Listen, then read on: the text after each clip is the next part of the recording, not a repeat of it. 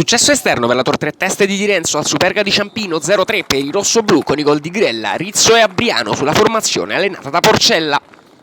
Girone B, campionato Under 14 Elite, prima occasione al 18° con De Cortes per Falasca, sfera che arriva a Grella, portiere di casa, bravo ad intervenire.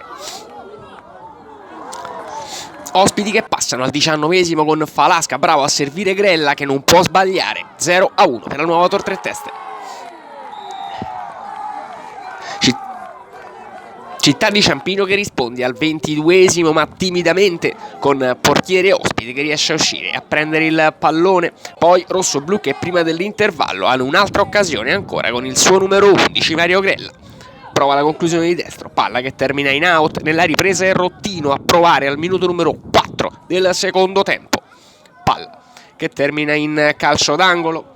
Poi due i corner con Savo, prima a servire Marchese,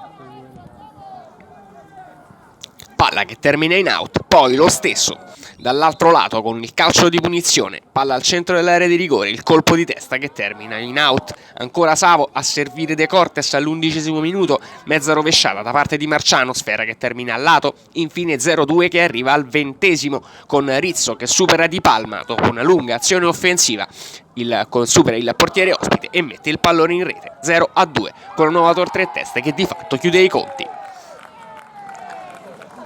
Infine al 28° è Abriano ad arrotondare il punteggio a porta praticamente vuota, 0-3 per la nuova Tor Tre Teste che passa così al Superga.